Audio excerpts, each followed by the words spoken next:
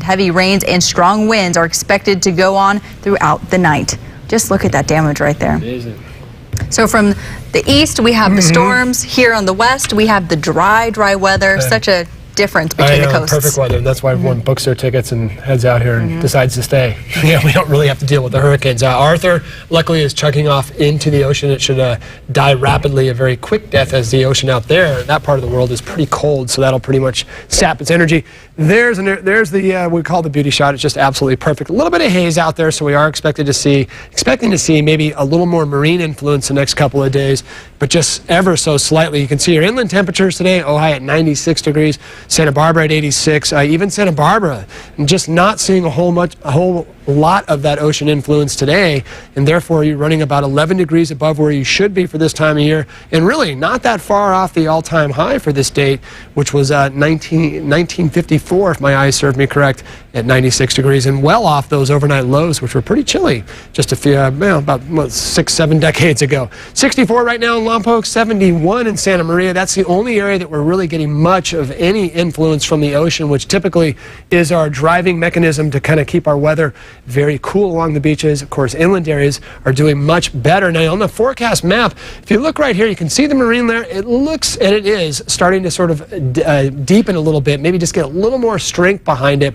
And as well, on the back side of our map out here, that's the much vaunted and talked about and sometimes misunderstood monsoon flow. The definition of monsoon means a switch or a reversal of the winds. And what it typically does, this part of the world, is bring up Gulf moisture from all the way from the Gulf of Mexico. So you get this tropical rains, and sometimes you can get that thunderstorm activity to drift all the way into our region, but for the most part it stays on the backside of the Sierras or well down into the Southern California desert. So the next couple of days we may see that as well, but for the most part what we'll keep an eye on is that ever strengthening onshore flow, which we're expecting to see as we head into the new work week over the next couple of days. As we pull the satellite out just a little bit, an area of low pressure just up over my shoulder right there is expected to push in just a little bit more energy. The area of high pressure, which has been keeping us so dry and so beautiful, is expected to drift a little bit farther into the middle of the United States, and therefore that'll open the door for just a little bit of cooling, but then it's supposed to go right back the other way again as we head toward next week, and sort of the ebb and flow